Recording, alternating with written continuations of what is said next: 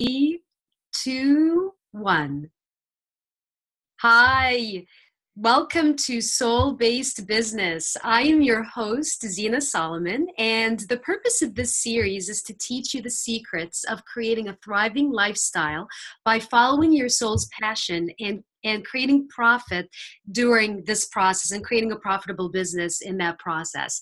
I have an amazing guest with us today. Her name is Anne Ganguza. And before I go into Anne's bio here, I want to share that I met Anne in Atlanta, Georgia, a couple of months ago, back in March, at a VO convention, voiceover convention. And I had attended one of her sessions, and I was so blown away by her magnetic personality and her fun style and her charisma and also her authenticity. So I was so drawn to her, and I was like, oh my God, Anne is so awesome.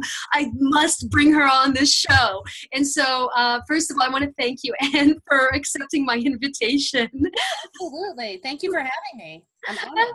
Absolutely, absolutely, yeah. So let me tell you a little bit about Anne. Anne is a full-time professional voice talent coach and producer. She's very passionate about all things voiceover and has an enthusiastic, energetic, and fun personality, which she brings to all who work with her.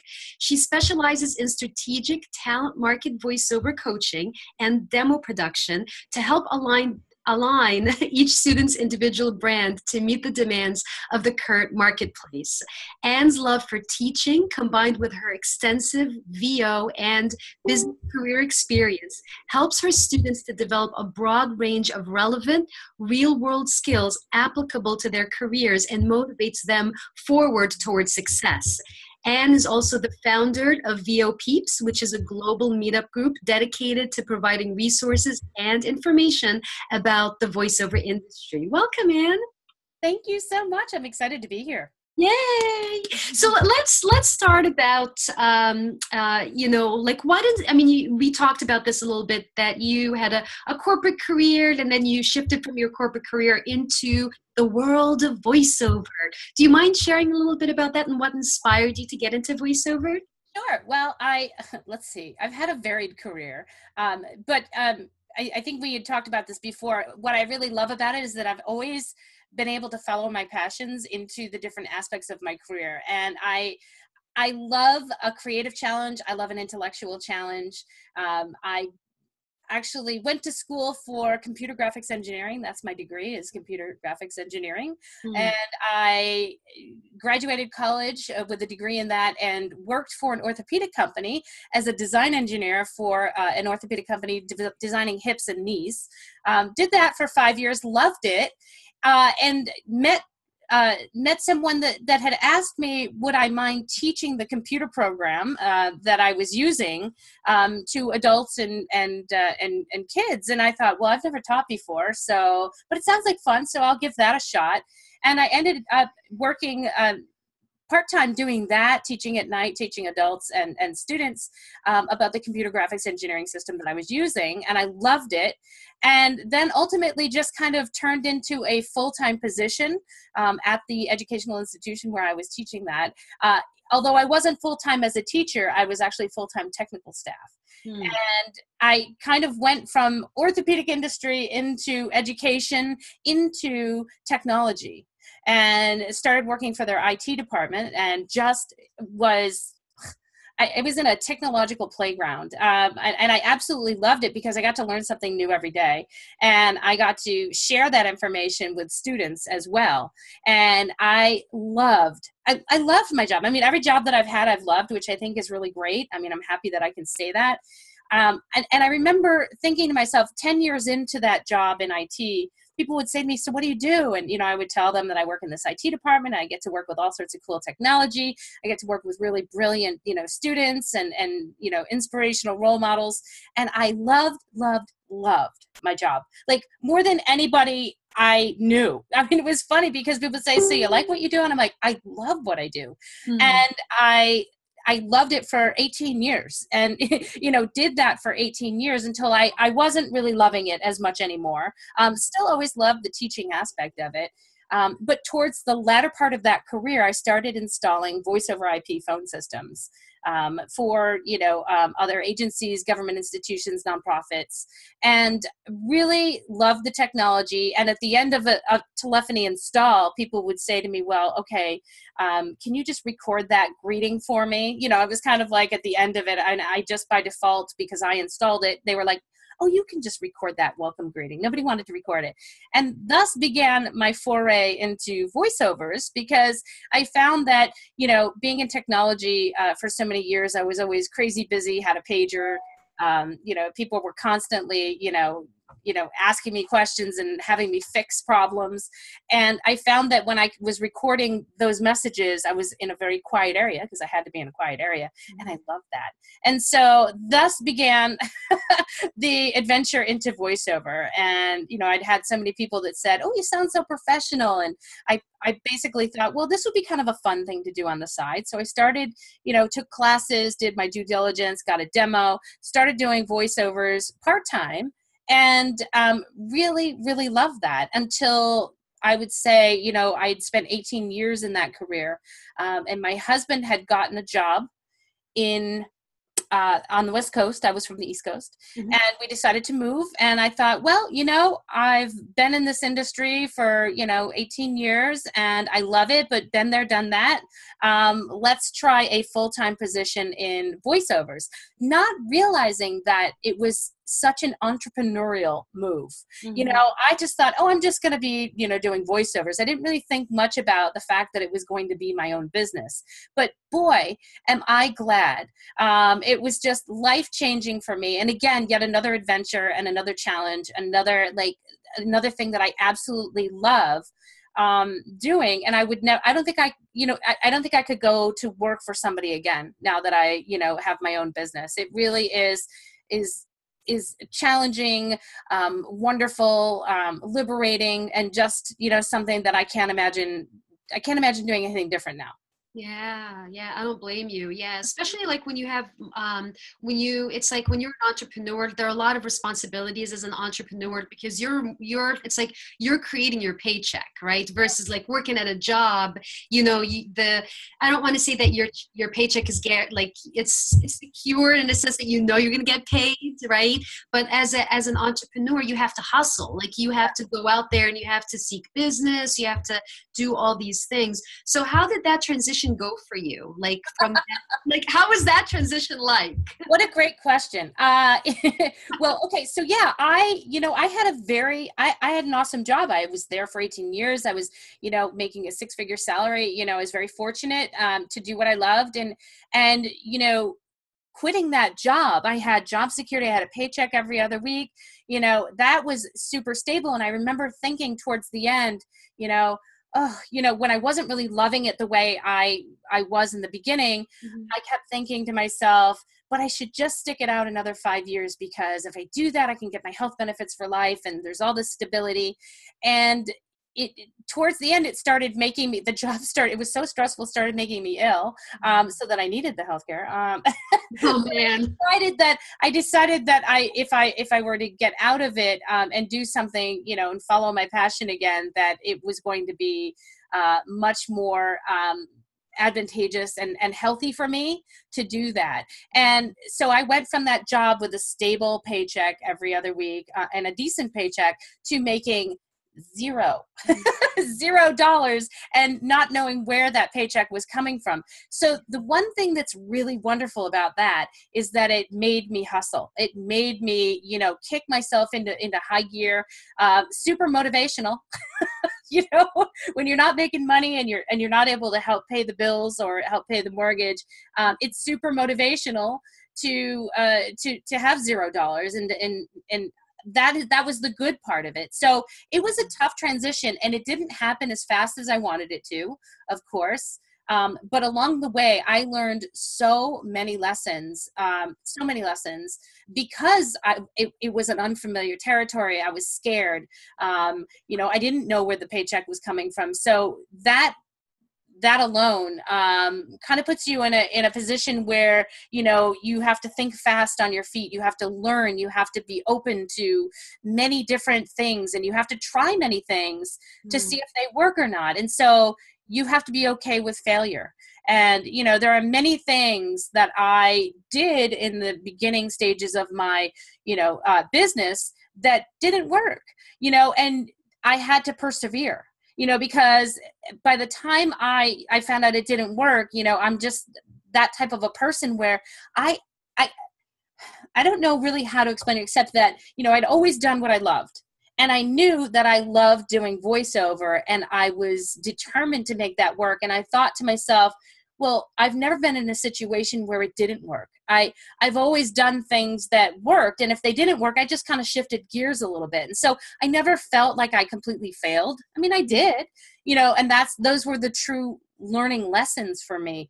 But in the end, I always thought of it as shifting directions. I'm like, okay, so that didn't work so well, so let me just shift directions and let's see if this works better. And I was always able to kind of make those slight adjustments, because to me, the option of failing just wasn't in my brain.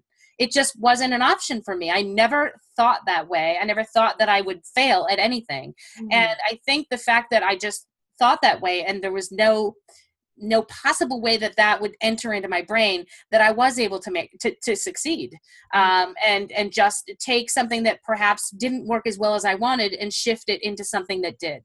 Yeah. So it was a transition. And I would say the biggest lesson I learned is it didn't happen as fast as I wanted, but it happened. And it happened because I believed. And I didn't stop that belief ever, actually. I mean, I had some moments where I was like, what am I doing? You know, maybe this isn't the right business for me. And I realized early on that was a head game. That was the entrepreneurial head game where, you know, most people would give up.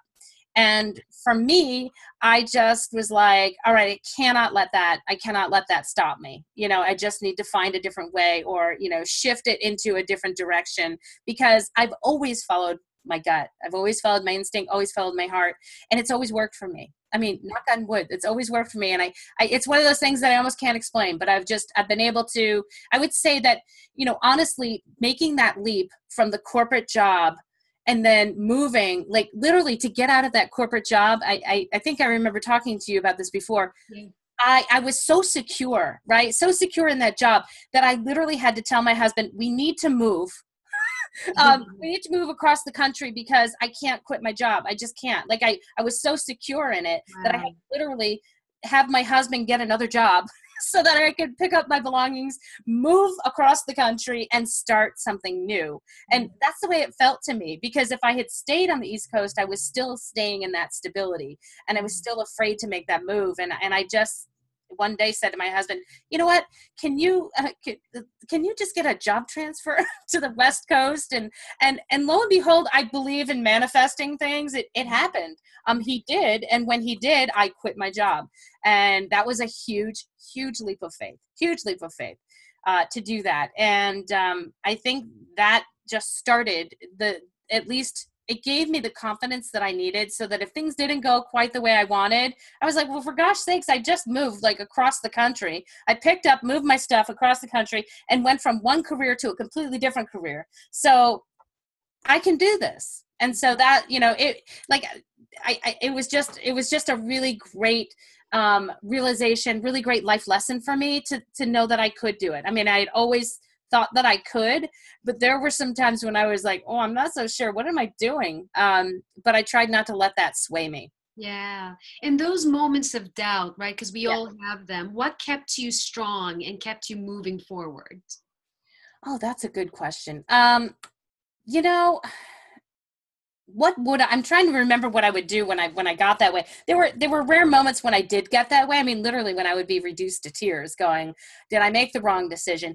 But honestly, I believe, you know, when I moved to the West Coast, I took 3 months off because I'd worked so hard. I was like one of those people that worked like, you know, 60 hours a week, you know, 60, 70 hours a week continually in my IT job. And I thought to myself, I'm just tired. I need to take a break. Like Anne needs a break. So moved to the West Coast, took that break. And that happened to be, believe it or not, in 1998.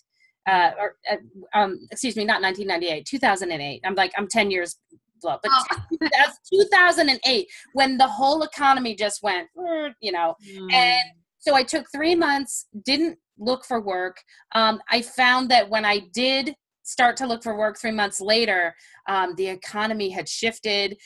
It was horrible. And I was looking for IT work when at that point, the industry had said, you're old now. You know what I mean? You're outdated. 3 months, not working in IT makes you outdated. Yeah. And especially because my heart wasn't in it. And I realized that when I did try to go look for jobs, my heart really wasn't in it. And I couldn't get, I kept thinking to myself, if I could get, an interview, if people would just talk to me, I would be able to convince them that they should hire me. But I never quite got to that point. It was very, very difficult. People at that point, the competition was so tough. They were looking for certifications, recent certifications. Now, I had been doing what I was doing for 18 years. Didn't need a certification when I was doing it, and never really thought to get the certification before I left my job, because I was thinking, well, I'm going to go full time into this other venue. And so 3 months later, when I thought, maybe I can just do something, until I get on my feet again. And I think it was the universe saying to me, now you don't really want to be back in IT, because the opportunity didn't present itself.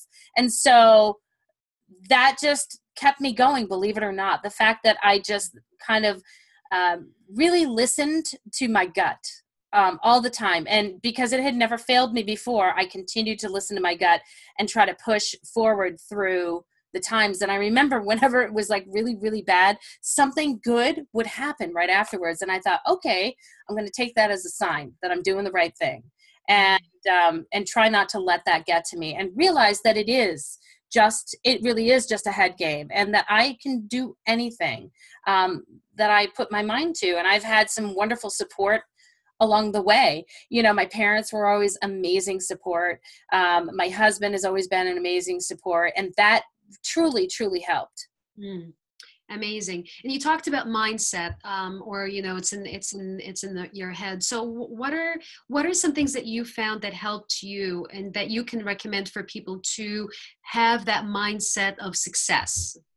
Well, really, don't even think about a mindset of failure. Don't even go to the point where you're thinking about, what if this fails? It's always like, no, I've got this great idea, and this is what I need to do to set it in motion. This is what I need to do to make it work.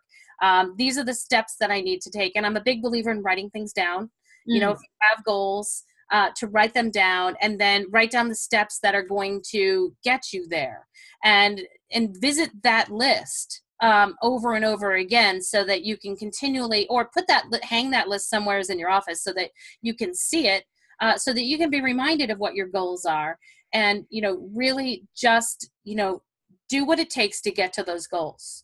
Not everything that I in my journey was something I love to do, but it was steps that I knew I needed to take. And, they were written down, they were taken. And then once you accomplish them, I think it helps for you to write down what your accomplishments are after, a weekly accomplishment list or a monthly accomplishment list, because then you can see how far you've come. And that really helps, I think, to get you motivated to continue.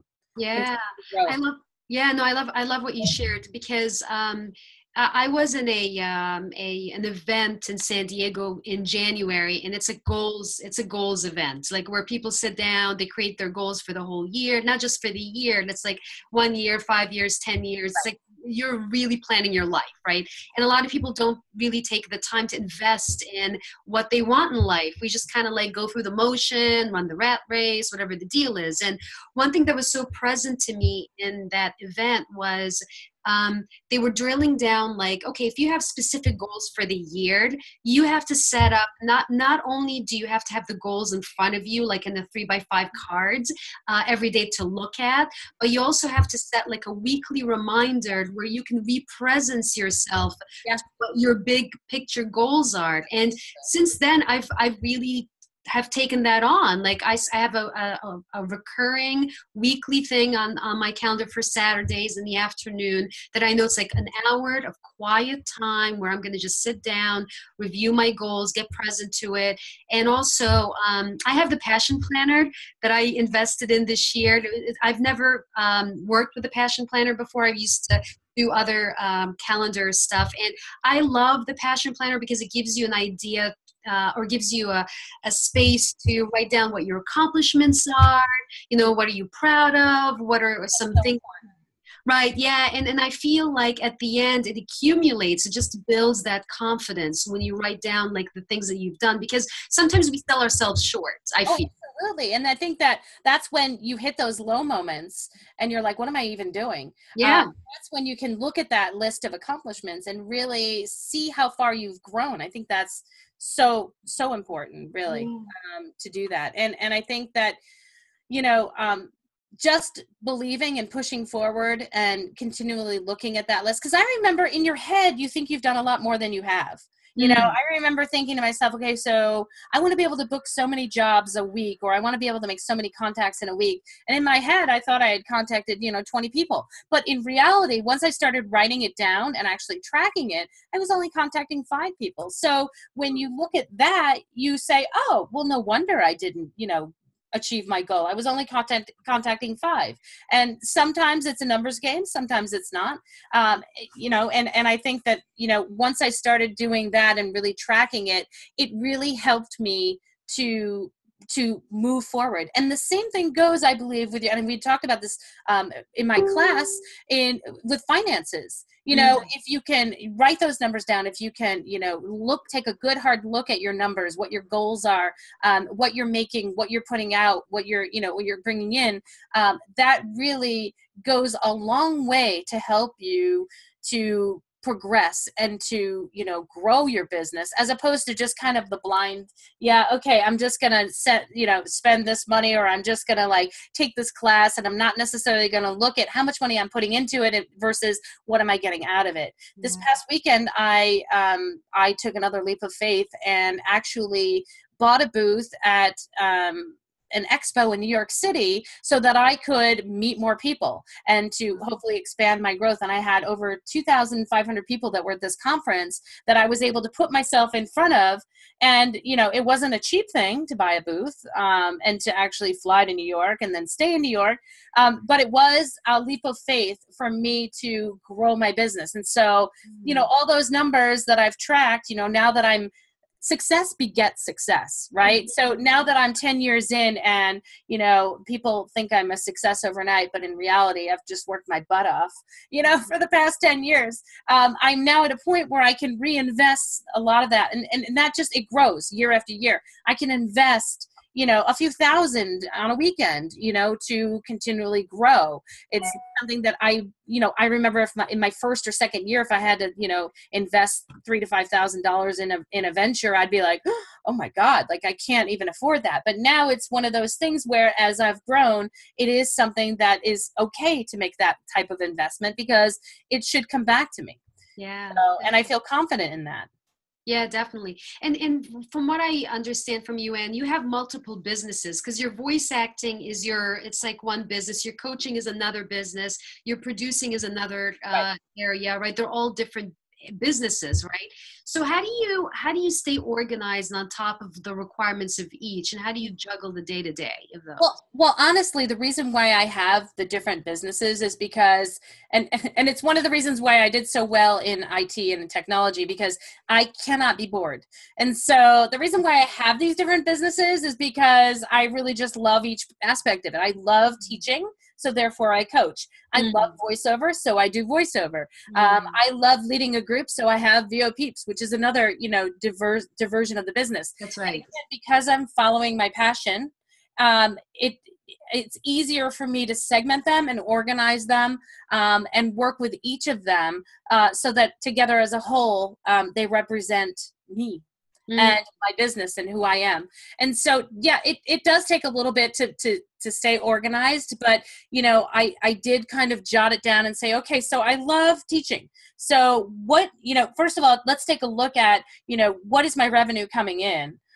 And, where's my highest revenue coming from? What part of my business is the highest revenue coming from? And how many days per week can I, should I invest in that versus the other aspects of what I wanted to do, which they're all my passions, right? And I said, well, you know what? I can do voiceover, which is one of those unpredictable kind of fields where you're not sure when you're going to get the job or how much you're going to make. And I can kind of temper that with coaching, which is a more stable income where it's predictable. And I can say, well, I'm going to coach for 3 days a week.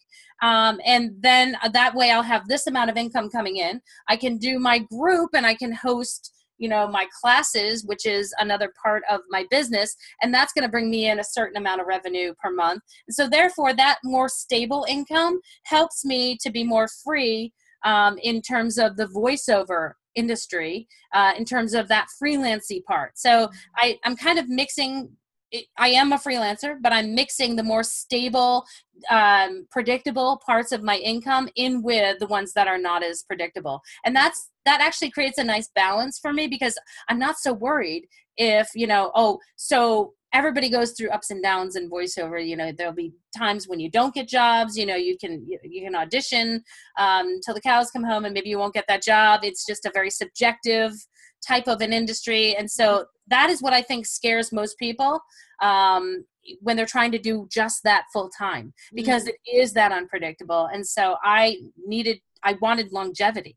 And so I said, you know what, I love to teach. So why not incorporate that aspect into my business, because that's going to give me some stable, predictable income coming in, which I can turn around and reinvest by taking classes, growing my skills in voiceover, and then just having fun with that, as well as the other aspect of my business, which again is because I'm passionate about teaching and leading groups, to have my group and then let's host classes. So there can be some income coming in that way as well. Yeah. I mean, one of the things I love about you is you're very creative and you're very resourceful. So it's like, and it's like a lot of people who are, especially artists, like actors or in that field, they tend to, there's this like myth, the starving artist, that type of thing. And I feel like an artist should never starve. An artist is someone who is creative and someone who can create out of their creativity, right? So what would you what kind of tip can you share with someone who has that like lack mentality of, oh, I can't do this, or that type of thing? Well, I would say, take that creativity, because the business aspect of anything you do, any freelance type of work that you do or entrepreneurial work that you do, it's simply there. It's a must.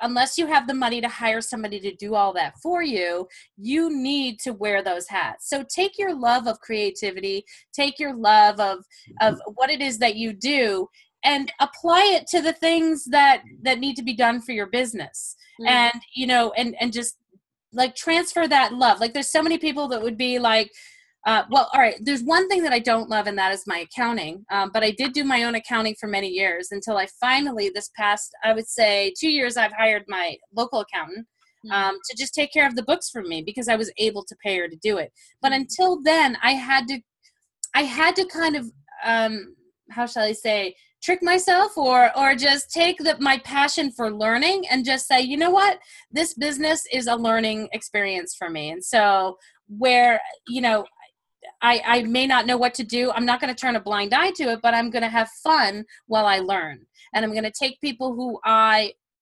idolize and take people that I think are already or know are already successful. I'm going to follow them and I'm going to learn from them and find the joy in that, because I think any creative person likes to learn. Every creative person likes to visually assess and see other people that are doing the same thing as them. So why not just take that a step further and find the joy in learning from that, and then apply that and use your creativity, because I think all creative people are smart. And so you need to take that creativity and embrace your intelligence and your smartness to understand that the business is a necessary aspect of what you're doing, and take that creativity and find joy in learning and how to grow that business. And so mine is always like a little challenge, for me. It's like, all right, so you know what, this idea would be really cool. So let's see if I can make any money. That was that whole that was my whole, I got 3 kittens. And so we all know that cats and kittens and the internet go together. And I thought, wouldn't it be fun, like a little marketing experiment to just, let's make a page for my cats and let's see if I can make money off of it. Right. And I was taking thousands of pictures of my little kittens anyways, because they're cute. I thought, all right, I created a Facebook business page. And then I turned it into, now they have about 27,000 fans, and I'm turning it into, a marketing thing where I hired somebody to actually create an avatar of each of the kittens. I called them my VO Studio Cats, and I'm going to be selling swag. I'll be selling t-shirts. I'll be selling mouse pads. And that just is like a fun little side venture for me. And, so it's one of those things that, I'm like, I like to think about, what can I do to grow? What can I do to make more money? And to be honest with you, it's become like this game. Other people play video games. I play the internet, and I play marketing, and I play my business. Right. So it's like, how can I make more money? And I get excited about it. I mean, it's when you turn the guilt off about making money. That's a huge thing. For a long time when I was growing up, it was, I'm a Gen Xer. So my dad was the breadwinner in the family, and my mother didn't work, took care of the kids, and she never went to school. My mother was so smart and so beautiful, and she never realized it. You know what I mean? In her lifetime. And I felt so bad. And she kind of lived vicariously through my excursions and my life, because I went to school, I got a degree, I started my own business and that sort of thing.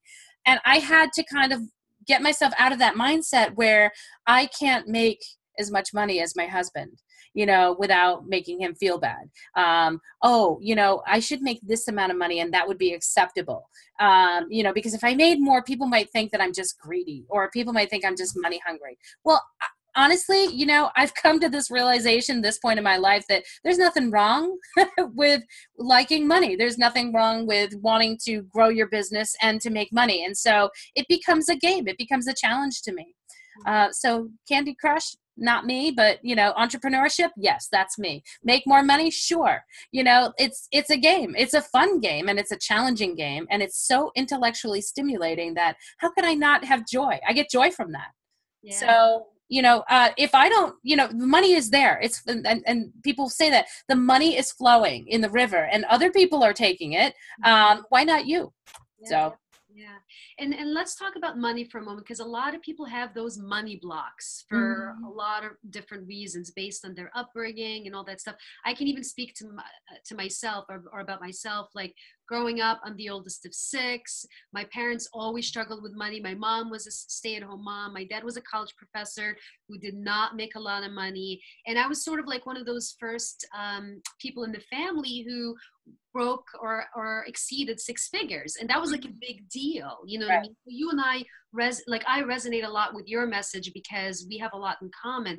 But then I felt like I had to overcome certain money blocks for me to get to a certain point. And I still feel like I'm in the growth process. Like I'm not, it's a journey. It's not like you stop at this journey. So how can someone discover that they have a money block, and how can they overcome it and just take and grow from it? I think that the biggest thing that you can do is to understand that you have one, and to understand what that is, whether you're avoiding, for a long time, I avoided looking at my bills, looking at my bank statement. I remember those days. With my business, there was a long time, like the first few years of my business, I didn't really write anything down. And it was, gosh, when tax time came, it was like, oh, geez, what did I do? Like, all right, so what did I spend my money on? How much money did I make? It was something that I didn't address. And so there's a big avoidance issue there. And there's a whole set of money blocks where, when you're first coming into the industry as a voice talent, you're afraid to charge a decent rate. And especially these days with, digital technology and, there's all sorts of, there's Fiverr freelance websites out there where it's that type of economy where you're trying to get yourself into the marketplace with the lowest price because you think that that's what's going to sell.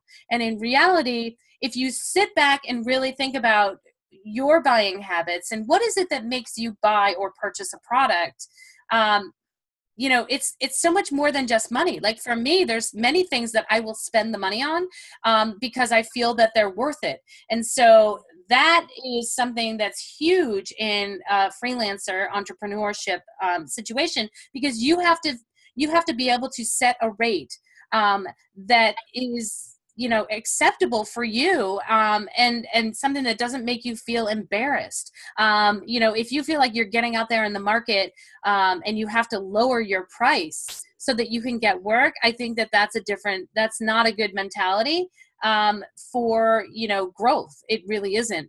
I set my rate because I know what I'm worth. I've been in the business so many years. I've invested a lot of my time. My time is absolutely worth money. And I think that is a huge, that's a huge block as well, that people don't feel that, they're practiced enough, or they're good enough, or their product is good enough to earn a certain amount of dollars. And you need to just kind of stop that thinking and understand that, your time is absolutely worth it. The time that you've put in to excel at your craft, to excel at creating that product, to run that business, that is all worth something. And that is something that I think is at the core of your money block, is the fact that you don't feel that you're worth the money that you're charging. And so what happens is that you charge something less that you feel, because you want to get the job, but then you end up resenting that because you ended up charging so little for the job that you're like, oh God, now I just got to do five times as many jobs so that I can make a living at this. Otherwise, what's the point? So it's kind of a nasty cycle. So understand what you're worth, charge that, and don't apologize for it. And simply understand that the biggest thing that you can do to become, I would say, to grow and to be more successful, is to say no. Say no to those people who don't want to pay you what you feel you're worth. Because honestly, you as a consumer, keep going back to the idea of, what is it that you pay money for? Like, I pay money for Charmin toilet paper, right? I pay money for good makeup. I pay more money for, whatever the brand it is that you say, this is worth it to me. Think of your product and what you're putting out there, and be that. I always like to say that I'm Tiffany's. I'm not Target. I don't go on sale. I just don't. People will pay me the money because I am worth it. My product is worth it. The experience with me is worth it. And I don't apologize for it. And so you just have to you have to put those blinders on sometimes and just say, this is my price. Okay, if you're, all right, thank you, but no, if, you don't want to pay it, I will spend the time that I would have spent haggling and nickeling and diming with you to find those people that will pay me what I'm worth. Yeah. And it's really cool what you shared, and about, look at your buying habits, right? Mm-hmm. How do you buy? How do you assess what to buy and what to not buy, etc. And, I find that women specifically, I'll speak for myself, I if for my male counterpart, because I've worked in corporate for the longest time and I've hired people, right? Usually when we go into negotiation about salary or whatever, men tend to shoot really, really high, whereas women don't. Right. Women undersell themselves and men sometimes oversell themselves. I'm not saying that's a standard, but that's just what I've seen throughout my HR slash career, right? And so, so what advice can you give to, a woman on how she can have that confidence to hey, charge what you're worth, Well, it takes one time that you say no. And then that client comes back and says, well, okay, then I'll pay you, what you're worth. Or you find that client that will pay you. It takes that one time to give you, you're like, oh, wow, it does work. Really, it will take one time. When you say no and then things start to happen, it was when I started to say no to people, was when I could raise my rates. Believe it or not, when I had the confidence to say no. So all it takes is one time. So give yourself that one opportunity to say no to a rate that's too low, and then just focus and just move forward. And I guarantee you that at some point it will work in your favor. And then you'll be like, oh my gosh, like, I should have done that 10 years ago, or, you know, whatever that is. And that will give you the confidence to say no to the type of client that doesn't feel you're worth it either, right? So if you price yourself so low, what you're saying is that you're cheap. You know what I mean? And that you're, you know, yeah, and in reality, and you're not worth that price. So, you know, your client's not going to feel that you're worth that price either. Yeah. And they're going to continually just try to get the cheapest or the, you know, the lowest price. Yeah. And that's okay, because there's lots of people who will take that. You know, I'm not going to, you know, this is my service. This is what I charge. And so it's okay. You can have the people that will, you know, go, that's fine. Those people will, you know, will do it for the lower price, but I'm not gonna. And I'm gonna go look for those clients that will pay me what I'm worth and will pay me for the experience, because I am worth it. And like I said, it once it happens once, you know, you can really start to garner confidence from that. And just, it'll happen again and again and again. Yeah, totally. What inspired you to create VO Peeps? Can you talk a little bit about that? Sure. Well, VO Peeps was, I had moved from the East Coast to the West Coast. And so I went through a series of classes, met a bunch of fellow colleagues, and we got together for dinner one night because we had graduated class, and got together for dinner, and we were like, okay, so now what do I do? You know, we've taken these classes, and so how do I sell this class? Oops, sorry about that. How do I sell that class? And so after that, it was, well, we should get together once a month, because we found it so helpful to just talk to one another and to help one another. And so it kind of became like a thing for me, where I thought, well, you know what, I should host these things every month. I mean, I've always enjoyed, you know, the social aspect. Being an entrepreneur can be lonely sometimes, especially if you're working out of your home. I love people. I like interacting with people, and I needed people to know who I was. In the West Coast. I needed to establish myself here. And VO Peeps, creating that group, was a way to do that. It was a way to get myself known. And then I wanted to become even more well-known. So I started creating a show out of it. And then I decided, well, I want to meet the people that inspire me and the people that are successful in this business. So let's create a show, and why don't I just interview them? So it became like that. And then I became known to, you know, all of the people in the industry who had been there, successful, you know, top-notch professionals, and then they knew who I was. And so a lot of it really is becoming known in the industry. It helps. You can get referrals. You can, you know, you can get work from that. It's just, it's a good thing. So VO Peeps was really a marketing effort on my part, in addition to wanting to have some group interaction. Yeah. And I'm a firm believer of networking and expanding your network and connecting with people who are like-minded, or connecting with people who are ahead of you or at the same level as you are, because you learn a lot from those people. I've found throughout my career. So that's awesome. Do you want to talk about the scholarship program that you have going on with VO?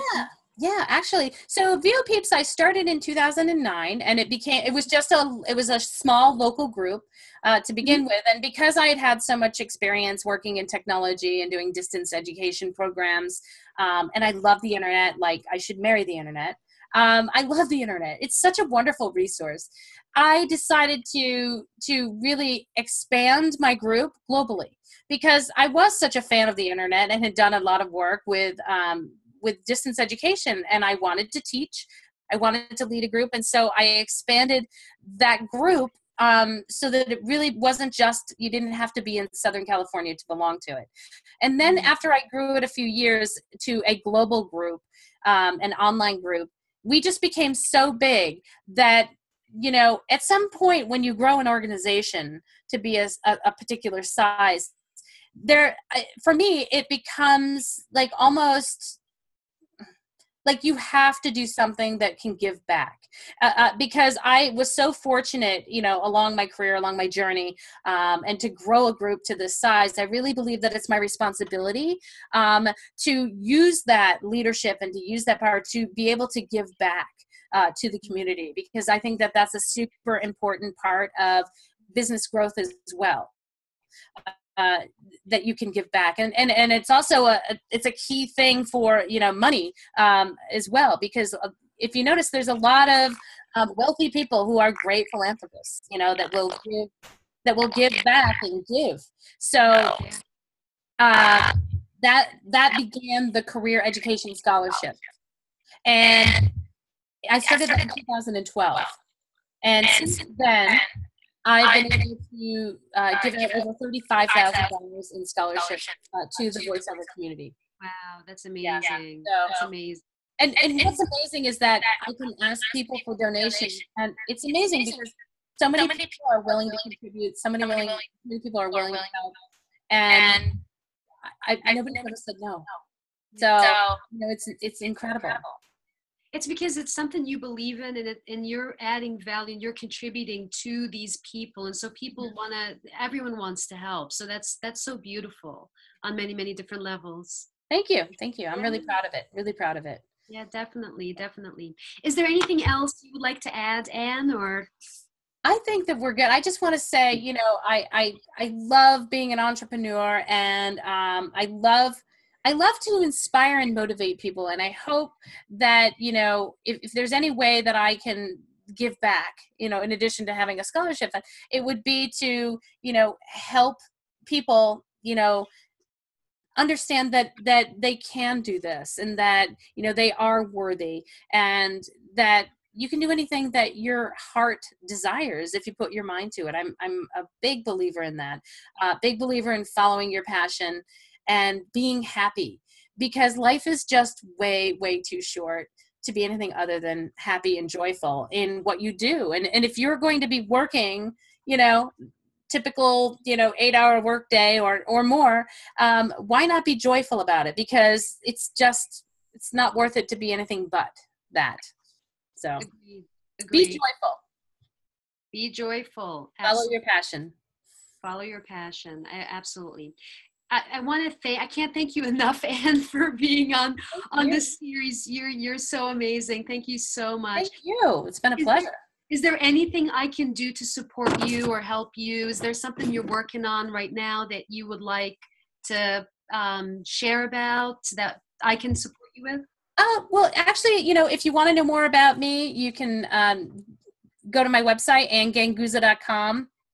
That's ANNE, Anne with an E, GANGUZZA.com. That's kind of my central website. Everything kind of, filters out from that. So if there's any way that I can be of assistance to anybody in terms of, giving you some good motivation, inspirational cheerleading for your business, I'm happy to do that.